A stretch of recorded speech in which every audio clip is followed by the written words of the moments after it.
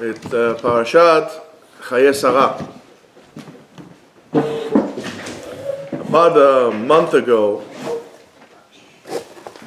the sunset, the sun was setting on the state of Israel, and darkness that usually comes at night, darkness came and basically made the whole country dark with sunrise of Simchat Torah. And as much as time passes on, we see in greater clarity, of whatever happened there, and how unbearable the atrocities that these animals had did, and how unimaginable this darkness that came upon us of hundreds or thousands of people who were killed and hundreds who were kidnapped and other things that they done, and the space and the emptiness in which they left behind is really unbearable. And it seems like the light that was put it away kind of disappeared and was gone forever. I mean, many people don't feel the same like they felt before. And we need to be careful from that. In this week's, in Parashat Shavua, the Torah comes and teaches us a very, very important rule about light that disappears on that sun that supposedly was set, and how we go about it. At the beginning of Parashat Chayei, there is a different type of light that went away and disappeared, turned off and disappeared, and that's the light of Sarai Menu that passed away and basically leaves the whole entire world barren from this light that this woman had brought to this world. Without that first mother of the Jewish nation, the sorrow, the pain was greater to bear. It was really great. The emptiness, the pit that was left after Sarai Menu had gone came to play a role, became very noticeable with the three special symbols that really symbolized Sarai Menu's tent.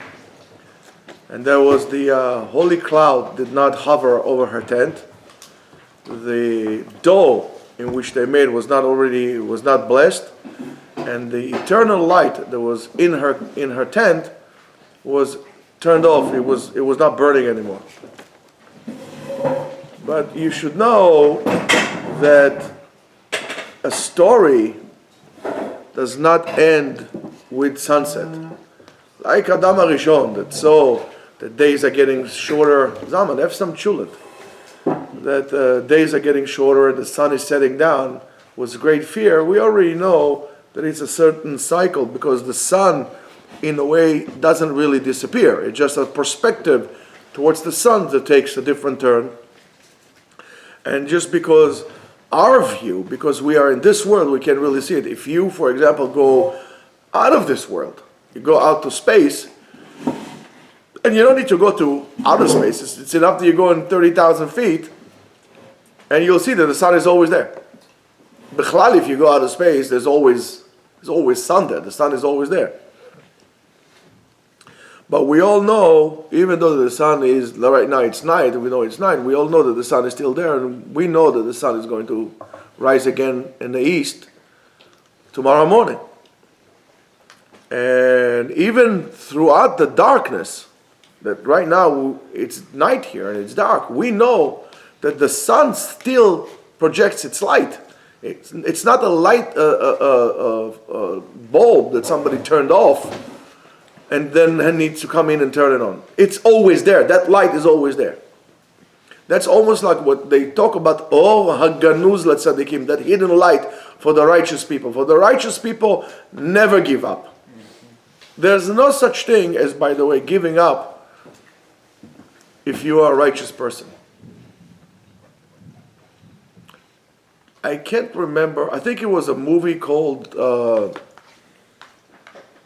Robin Hood. I don't know exactly how, as I'm not good at quoting things like that, but it says something as the phoenix rises from the ashes, rise and rise again, so would, I think, lambs will become lions or something of that sort. We don't give up.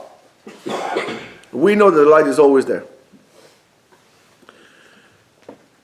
Right now, at this very moment, the darlings of Am Yisrael, the men and women, the soldiers that are fighting in Gaza, which is the capital of terror. I don't care what anybody says. I'm just sick and tired of everybody saying, oh no, poor them, poor me, poor me. I'm just sick and tired of that. Gaza is the capital of terror. Everybody's crying, oh, poor people. Well, their leaders are really hiding underground like a bunch of cowards. I mean, and that's like, saying the least. And the higher you go in the hierarchy of those so-called leaders, the further they are. They're flying jets and living in Qatar like kings, But that's the difference between them and us. The Jewish officers, soldiers, are leaders. And these are the people. A leader is not necessarily a person that has a lot of brass on his shoulders. A leader is a person that in difficult times, and especially such difficult times, are becoming a point of inspiration to us not to give up. Thank you. Not to give up and to continue going on. Something for us to follow. Setting out.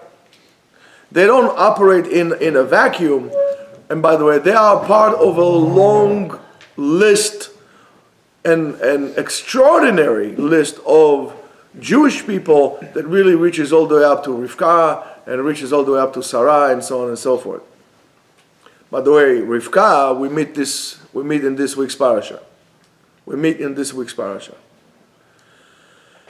And in a way, the one who really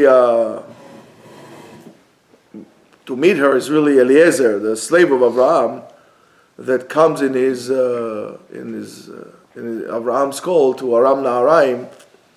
And of course, we know the story. He was wondering who is going to be the one they're going to be worthy to become the mother of the Jewish nation. Because you see, through the Avot, we're narrowing down until Yaakov Avinu.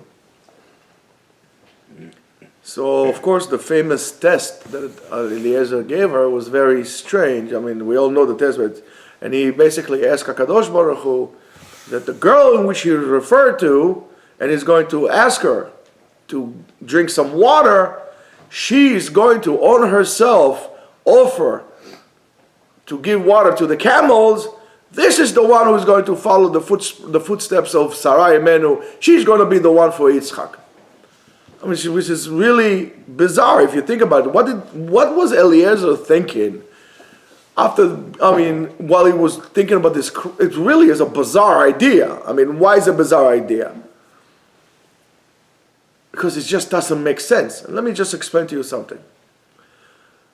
In order to understand, we need to understand that we all have and we need to have what is so-called certain basic human quality.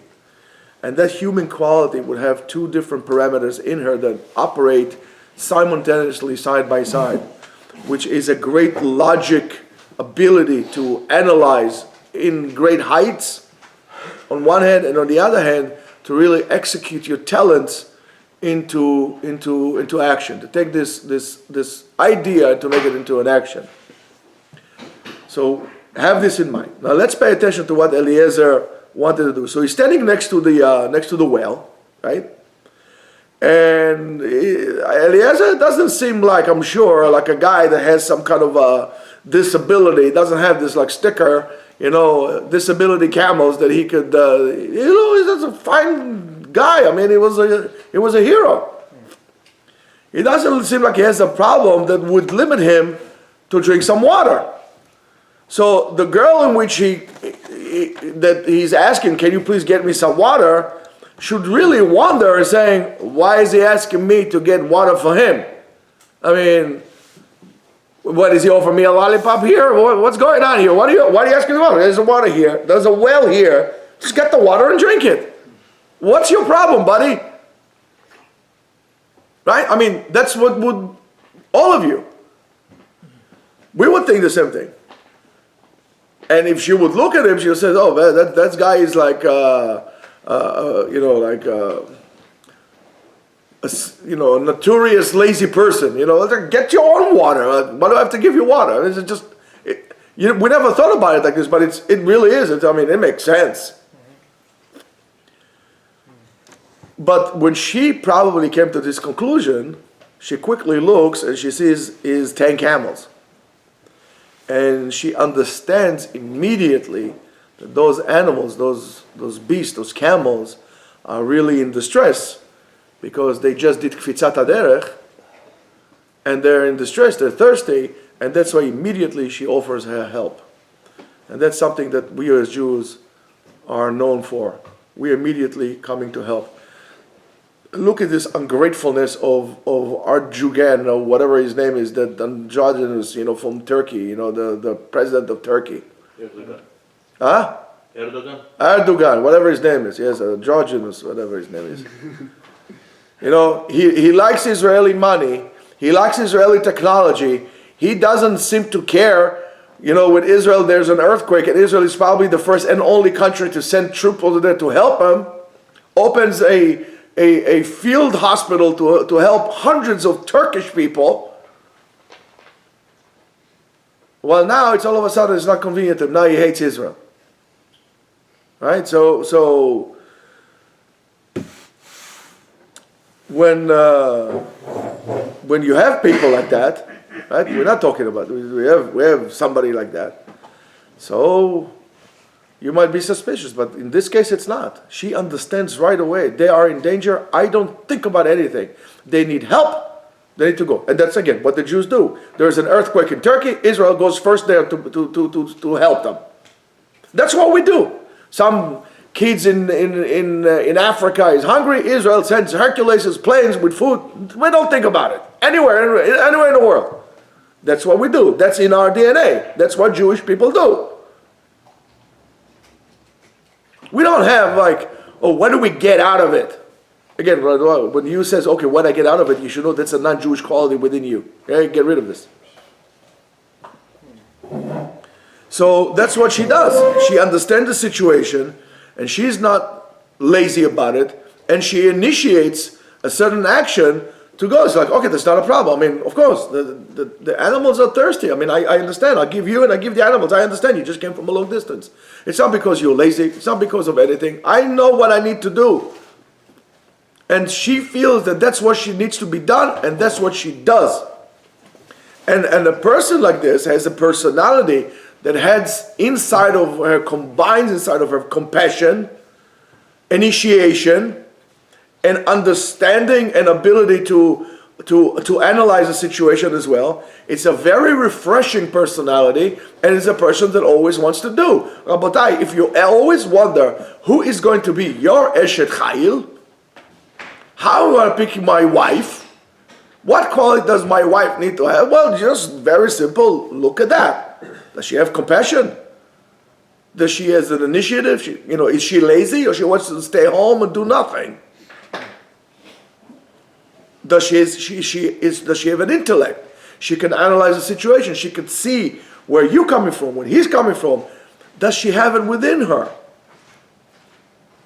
A person like this is worth it to be your wife. Mm-hmm.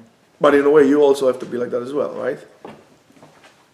So a woman like that was Rivka, and she deserves to be the mother of our nation, the Jewish nation. And that kind of a personality, that's the personality that radiates on the soldiers, on the officers that right now fighting a fight for all of us, even here in America. They don't think about themselves. They left their jobs, they volunteer, they risk their life for something that needs to be done. And what needs to be done is get all the hostages back and teach those wicked people a lesson that would never happen again. I just don't understand the hypocrisy of the world on that. And by the way, this is not because the great love of the world to the Arabs or to the Muslims, it's just because of the hatred to the Jews. I just don't understand how stupid those Muslims could be that they think the whole world loves them when they know it's just because they hate the Jews. But I guess that's what hatred does to you. But, we got to speak up. We got to speak up. And those soldiers that are there are writing right now something great in the history of the Jewish nation. In other words, we need to learn from these people.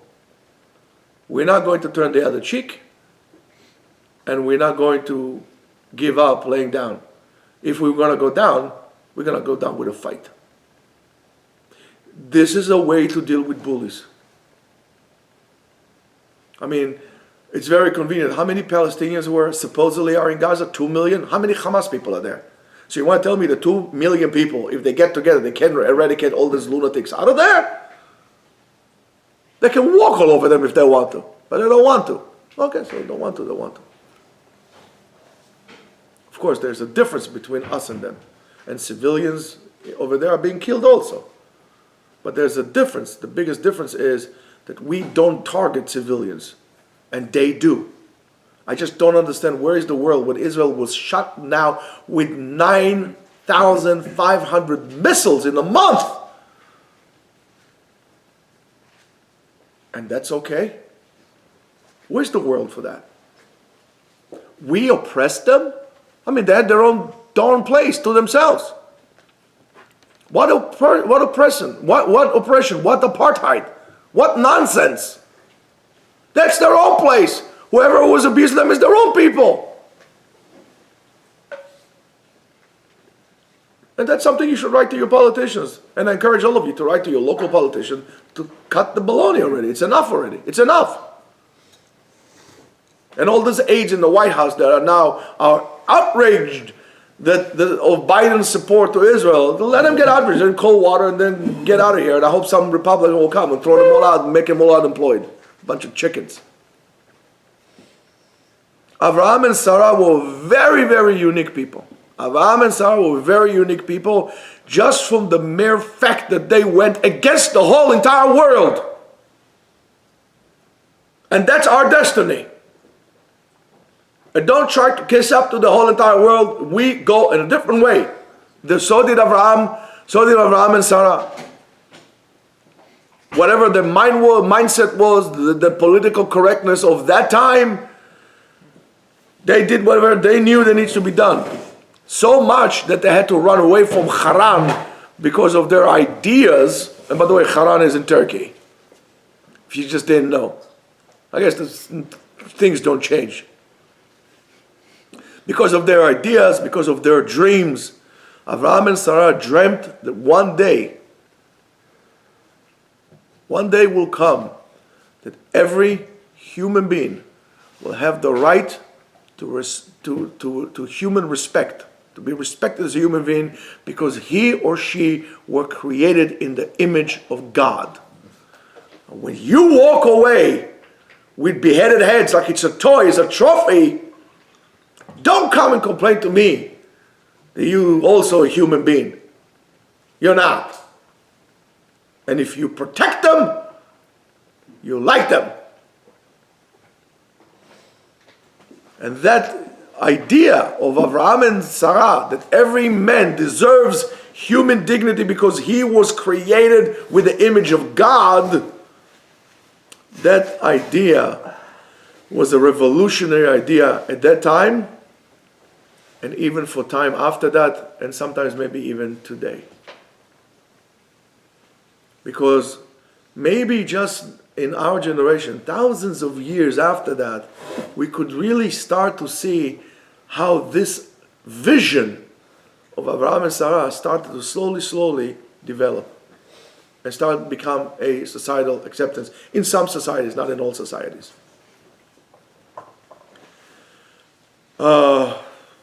You can learn from here that one of the most significant things in us being human is our ability to have a vision. And you all must have a vision. If you don't have a vision for your life, you're wasting your life. You need to have a bucket list at the age of 20, and you should pursue it with passion. Because nobody promised you're going to make it at 25 or 30. You don't believe me? Ask all the people who were butchered in the music festival.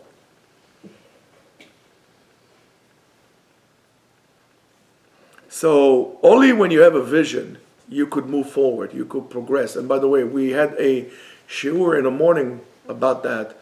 And I would really encourage all of you to watch that shiur in the morning about the midah of agility and quickness, because I think it could contribute a lot to the quality of your lives.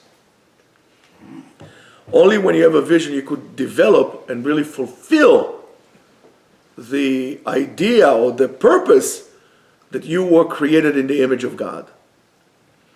And if you want a proof of that, you can look at all history books that are really full of stories about people that dare to dream that in their time seemed to be unthinkable. You don't have to go back so far. Look at Martin Luther King.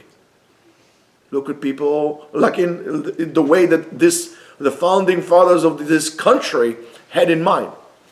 Of course, people come and take advantage of it, but that's something else. But what seems to be untangible, it's only because of people that dare to dream that humanity was able to progress forward.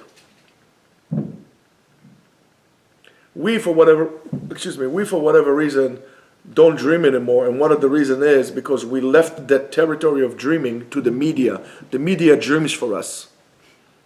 And we do a terrible sin to our children that we teach them to be too practical and not allow them to dream and develop, become dreamers. When there's no dreamer, there's no vision. When there's no vision, there's death. And a vision to have destruction is not a vision. The Jews want to make place better. By the way, if you want to tell me something, I'm going to tell you something.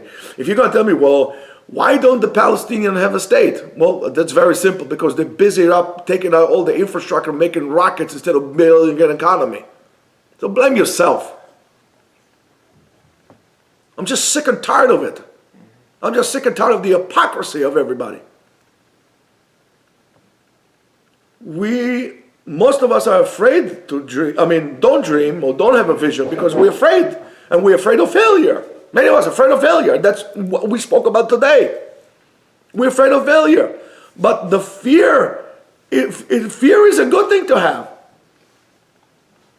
But not of failure. You should be afraid to live life without a dream. That's what you should be afraid of. As I said to you today, everybody needs to have a little scratch, something he's crazy about. It is absolutely nuts not to have something that you're crazy about. Of course, within the boundaries of good, limit of good taste, Because life with a dream and a vision is a life with a meaning. And life without meaning is not considered to be life. Even if this dream is not going to be fulfilled the way you wanted, or for whatever reason never took place, you still had a dream. You still did necessary steps to progress in your life. Let's say, for example, argument's sake, your dream is to be, Mr. Miyagi, to have a dojo of your own, to build a dojo of your own. And for whatever reason, here, there, the other thing, it didn't happen. There was a recession, there was COVID, and so on and so forth. But at least you made yourself prepare for that, so you got yourself a black belt. You got a black belt. You're not going to be Mr. Miyagi, but you have a black belt. The same thing, I want to be like Rav Ovadia. Nevertheless, let's say you can't, but prepare yourself to be. You're still going to be in a better place in terms of learning, in terms of Ben Torah than you were before. If you're going to say, I'm never going to be it, just forget it, You lost, man. You're a loser. That's not the way we go about things. That's why it's important to have, that's why it's in us. Because Abraham and Sarah were like this. So look how we develop in a nation. We have the ability to create a vision, not to be afraid. We need to go back to our Jewish roots. Not to be afraid to go in a different direction. You know what goes, people say, oh, just go with the flow. You know what goes with the flow? Dead fish. Dead fish and some other stuff. Live fish go against it, they go against the stream. That's how they get the oxygen. That's how they get the livelihood. You want to go with the flow, go ahead. The only thing that goes with the flow is, excuse me, your toilet down, whatever goes down there. That's about it. That's the only flow that there is. You need to go against it. That's Abraham Avinu, Sarah Imenu. Comes Yitzchak and Rivka. Look what initiation they had, what chesed they had, and so on and so forth. And even if it's not, and you had a dream, and your dream failed, that's still good. Because failing in your dream is a great chance for you to start dreaming again. On a different dream. Because it says, Sheva pe'amim yipol tzadik, bekam mishlei, 27. Chav Dalet, 24. verse 7. 16.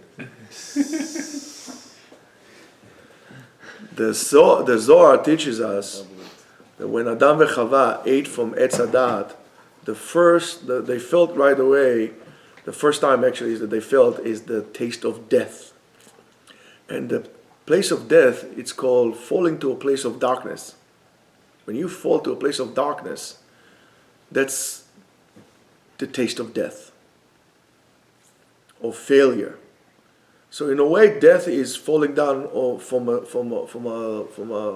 level, from a scale, you're falling down, right? So every time you get hurt, every time you failed, every time you give up, you die a little bit more. Another part of you is dying. Another part of you, inside of you, is dying. And you should not get insulted. You should not give up. You should not feel like you're failing. So I'm going to make another dream. That's what made this country great. The ability of people to dream, to have a better life. To go west, to expand. There's a better life out there. Even if it's crossing the Rocky Mountains. You know what these people had to go through? Only for a chance of better life. And we should not give up either on a chance of better life. When by the way, Choshech is also the same letter as Shachach.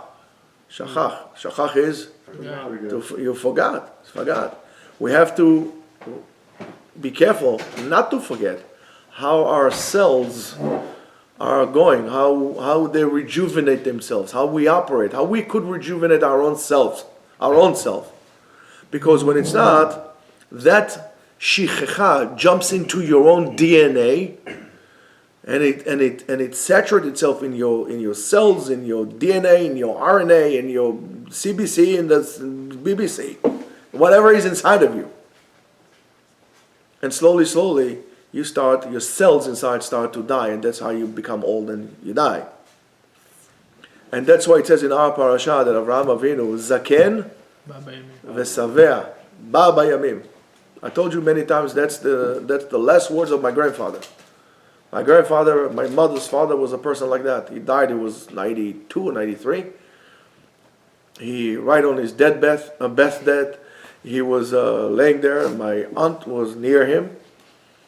My uncle's wife, she was near him. He asked her for a mint. He liked those Mentos mint. He made a bracha. He had it in his mouth, and he closed his eyes. After a few minutes, he opened his eyes, and he looked at my aunt, and he said to her, his name was Avraham. He said to her, "V'Avraham zaken ba bayamim, v'Hashem berach et Avraham bakol." He closed his eyes, and he gave his soul out. That was his words. To reach this kind of point of your life. And my grandfather had difficult life. He was escaping from Turkey. He was arrested in Syria. Then one time he was arrested in Lebanon because it was when, the British did not allow them to come in. It was terrible. They were poor, but my grandfather never complained. He was always sameach, always in a place of light. This person was a source of light. So when you live this kind of a thing, right? Because if you think about it, being old is not necessarily a wear and tear on the body, because our cells rejuvenate all the time. If our cells rejuvenate all the time, why in the world are we getting old? But to become handsome, why are we getting old? Right? Why is that? So therefore the reason is that when a part of dying is that Avraham Avinu lived fulfilled life. So therefore the secret for longevity into this kind of life really depends on how much are you willing to give from yourself to others. And Avraham Avinu was all about giving from himself to others. He never tried to shortchange anybody. He went above and beyond. We learned about it last week. Above and beyond what anybody would do, because that's how he was. That's who he was. And therefore, this is the only thing that could really help us, saving us from disappointment, from failure, to give us, in a way, a sensation of eternal life in every single moment of our lives. When you know why and how, and you're looking forward to do it, you are alive. Now, it doesn't make a difference in what age you depart from this world, but all the time on this planet, you were alive. When there are people who live long life, but they were long gone, they're long dead in their 20s because they gave up all the dreams, and it was all about selfishness, it's all about me, it's not about giving for myself to others, and so on and so forth. Live life out of fear. And that's why I'm trying to make you understand, never make decisions out of fear, because you're going to fail. The decisions that will make out of fear, you will fail. Make it out of confidence, out of emunah. You should be able to make a decision. Learn how to make decisions. I wish that I had some kind of a seminar of how to help people make decisions. The parasha ends with the arrival of, not Queen Sheba, the arrival of Rivka to the tent of Sarah, and that arrival really brings above the cloud back on the tent, and brings back about the dough that you could make a blessing from, and the light of the candle is burning again in her tent. And to this unique ending, it teaches us that every sunset is also a beginning of sunrise. The process has arisen, moving on to the next stage. So even if we are in great darkness right now, we should not give up. We should not be fearful, but we should really create a vision of how we're going to make this into a better life, how we're going to overcome. We shall overcome. That is so true for our days today. And sometimes darkness comes from the setting of the sun is so dark and so petrifying that it looks like the light has been gone forever. But we have to remember that if it wasn't for this day that became too dark for us, we could not see the new horizon for the sunrise the next day. And if everything around you seems to be dark, everything around you seems to be dark, don't be afraid. Look around. And now I might tell you something you're not going to like, maybe. Look around, because maybe you are the light. And this is what we need to do. In this great darkness that it fell upon us as humanity, we as Jews should be the light, should be the source of light. We should look around to each other and understand that we are the light. And how significant is that this Tuesday is going to be Rosh Chodesh Kislev. And then it's Hanukkah that always reminds me of the children's songs. Right? Banu Choshech Legaresh. We came to scare away darkness. Beyadeinu Or Vaesh. In our hands there is light and fire. Kol Echad Hu Or Katan. Each and every one of us is a small light. Vekulanu Or Eitan. And together we are a solid beam of light. We need to unite around the light, around positivity, not to fear from anyone or from anything. Help our brothers, help our sisters, and together we're going to see great salvations and peace will come to the world. Amen. Amen. Amen.